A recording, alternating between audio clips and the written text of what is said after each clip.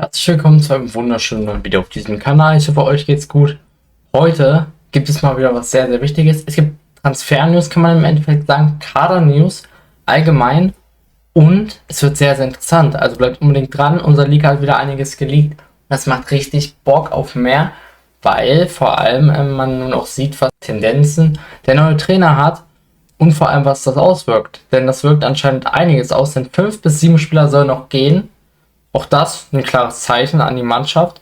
Und auch scheinbar ist er nicht wirklich zufrieden aktuell mit seinem Stammpersonal. Will also da auch unbedingt noch was tun. Und einige aus der U23 sollen nun auch ihre Chance bekommen im Profikader und nicht für die U23 unbedingt eingeplant sein. Das ist das Aktuelle, was wir hier haben. Auch Neuzugänge sind an der Angel laut ihm. Und auch das sieht man nämlich, weil heute kam das nächste Transfergerücht. Auch unter anderem Aleksandar Marusic soll vor einem Abgang stehen. Da fangen wir nämlich direkt an, wir gehen die Transferliste durch und ich sag euch, wer auf der Transferliste steht, wer noch gehen soll. Damit gehen wir nämlich direkt rein in den FCM-Kader und wer gehen soll noch? Laut Hitler. Wer nicht in den Kader eingeplant ist, ist Toti. Mit ihm soll man aktuell nicht planen. Ja, das ist schon klar. Ich verstehe auch warum tatsächlich. Wie gesagt, er fühlt sich in Magdeburg scheinbar nicht wohl und möchte dann auch nicht bleiben. Gleiches gilt für Conor Krempicki. Auch er soll definitiv keine Zukunft beim Club haben. Und auch bei Falco Michel ist es aktuell ein 50-50. Bei ihm weiß man es noch nicht ganz genau, ob man gerne mit ihm planen möchte oder auch nicht. Das ist noch eine Frage, die sich definitiv zukünftig herauskristallisieren wird. Robert Leipertz soll gehen noch definitiv. Auch das ist klar. Und ein Aleksandar Marusic ist auch nicht eingeplant im Kader. Auch bei ihm geht es schon bereits Gerüchte in Richtung Sheriff Tiraspol, wo auch seine Leihe war. Sie wollen ihn zurückverpflichten. Auch andere osteuropäische Clubs sind dran an ihm. Zudem auch Emil Kuhinja, ein Spieler, der in Zukunft beim FCM haben sollte, wird keine haben. Auch mit ihm wird nicht geplant. Damit sind wir bei 6 Spielern. Der 7. ist nicht ganz bekannt. Es könnte auch 6 sein, wie gesagt, oder nur 5. Mit Falco Michel oder ohne. Aber das sind auf jeden Fall die Spieler, die definitiv auf der Liste stehen sollen. Laut ihm. Und auch das stellt klar, was man auch verstehen kann. Nämlich die Spieler, die keine Leistung gebracht haben, beziehungsweise es nicht zeigen durften, sollen gehen.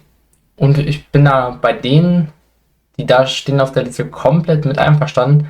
Guti bin ich auch einverstanden, weil er einfach nur mal keinen Bock hat. Dann muss ihn halt auch abgeben, anders geht's nicht. Weil im Endeffekt bringt das auch nicht so viel. Ich denke mal, aber er wird erst nach dem 2. Spieltag gehen dürfen. Auch das wäre für mich ein absolut verständlicher Punkt in der Transferplanung des FCMs. Und auch das kann man sehr gut verstehen, meiner Meinung nach. Damit kommen wir dann definitiv erstmal zu den U23-Spielern. Und hier haben wir auch einige. Wenn wir allein schon nur einmal auf den Kader gucken, den wir gegen Chemnitz oder auch gegen Essen hatten. So, nun sehen wir hier auch den Kader, den wir gegen Chemnitz hatten. Und da sieht man schon klare Tendenzen. Sogovic hat auch gespielt. Wie gesagt, das ist hier unsere zweite. Stahlmach, der hat mir auch sehr gut gefallen. Und scheinbar auch Fiedler hat es gefallen, was er gemacht hat. Und das auch absolut verständlich. Zane, wie gesagt, Vorbereitungsspieler himself. Hat es auch in der letzten Vorbereitung gut gemacht. Mal schauen, wie er sich dann weiterentwickelt. Najombe war meiner Meinung nach mal wieder nicht gut. Leipert sowieso. Keine Ahnung, was er noch im Kader macht, bin ich ganz ehrlich. Aber da wird noch einiges passieren. Ein Schad und Bas konnten wieder von sich überzeugen, meiner Meinung nach. Und dann sehen wir, was passieren wird. Auch ein Zajusch, für mich ein unglaublich interessanter Spieler. Der hat mir richtig gut gefallen. Und ich glaube, der macht auch richtig, richtig geile Spiele. Also muss man so schon ganz ehrlich sagen. Der wird eine Zukunft beim FCM haben und ich denke mal auch, dass er demnächst seinen Profivertrag unterschreiben wird. Alles andere finde ich relativ unrealistisch, weil der hat schon ordentliche Spiele gemacht und ging da auch immer gut an der Seite vorbei. Hat das da überdurchschnittlich gut gemacht für so einen jungen Verteidiger. Ich glaube, das hier ist ein ganz passendes Bild mit Zajusch. Da wird Fiedler ihm nochmal einiges erklärt haben, was das Ganze angeht. Und auch Zajusch kommt aus unserer Jugend, U23, ist da fest eingeplant. Ich hoffe, er unterschreibt dann auch einen langfristigen Vertrag. Das wäre wichtig, denn er ist definitiv einer, der dann mit seiner Größe, mit seiner Körperlichkeit nochmal den einen oder anderen Spieler rausnehmen kann. Und das auf der Seite hat er für mich richtig gut gemacht, auch gegen Essen schon. Für mich einer der interessantesten Spieler der Vorbereitung tatsächlich. Schreibt doch gerne eure Meinung zu ihm in die Kommentare, das würde mich sehr interessieren. Damit dann aber zurück im Kader können wir nochmal die U23-Spieler ansprechen, die sicher im U23-Kader eingeplant waren und die definitiv jetzt auch zur ersten Mannschaft mehr dazugehören werden. Denn das auch Fiedler, großer Talentförderer in Deutschland, ist ein Punkt von ihm. Magnus Bars wird sicher im Profikader definitiv öfter stehen ab jetzt. Das gleiche gilt für Darius Stahlmach und ich kann es mir auch bei einem Sogovic sehr gut vorstellen. Auch vielleicht ein Scharheit, der hat auch eine gute Vorbereitung bis hierhin gespielt.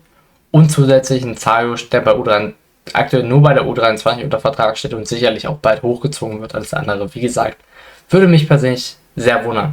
Wie gesagt, Neuzugänge sollen auch an der Angel sein. Und da könnte unter anderem Noah Pesch, der eine wirklich unglaubliche Saison gespielt hat und auch eine Auszeichnung dafür bekommen hat, ein Kandidat sein, falls Marusic geht. Wir können uns gerne die Saison angucken, die war wirklich atemberaubend. Er hat ein Bundesligaspiel machen dürfen, sogar 5 Minuten, und kommt vor allem über die Außen. Ein Linksaußen, der 30 Scorer fast gemacht hat, also in 31 Spielen im Endeffekt, beziehungsweise 30 in der Regionalliga dort Ost, macht er 29 Scorer als Linksaußen. Das müssen wir ganz wichtig festhalten, denn das ist absolut klasse. Aber auch hier, klares Thema, es soll nur über eine Leihe gehen oder eine hohe Rückkaufklausel, auch das kann sein, oder eine sehr, sehr hohe Kaufoption. Also auch da wieder ein Deal, der eigentlich nicht gut für den FCM ist, weil du mit diesem Leih keine Identität reinbekommst, mit diesem Leihprojekt. Und das finde ich beim FCM schon sehr, sehr wichtig und finde ich auch immer wieder auffällig, dass das vor allem Fans und Spieler sehr verbindet in Magdeburg. Auch das hat man bei Livan Bocciu gesehen. Man hat sehr viel Verbindung gehabt und dann war er weg. Auch das könnte ähnlich bei Noah Pesch passieren, der ein sehr, sehr ähnliches Profil hat. Ja, auch ein Mateusz Zukowski soll an der Angel sein. Wie gesagt, das erste Angebot ist rausgeschickt und auch da wird demnächst was passieren. Wie gesagt, damit wissen wir jetzt schon mal, dass einige Spieler kurz vorm Abgang stehen sollen. Damit auch noch was im Kader passiert. Wie gesagt, ein Martin Kars wird es ja wahrscheinlich nicht gehen, das ist das Positive daran. Weil zumindest sieht es nicht danach aus und im Normalfall hätte dann schon Gladbach ein Angebot geschickt. Ja, alle anderen Spieler gibt es aktuell keine Gerüchte zu aus unserem Kader. Mal schauen, ob der FCM Abnehmer für die Abgangskandidaten findet. Auch das wird sehr interessant werden. Und ja, sonst, ich hoffe, euch hat dieses Video gefallen. Lasst gerne ein Like und ein Abo da, würde mich sehr freuen. Und damit, ciao Leute.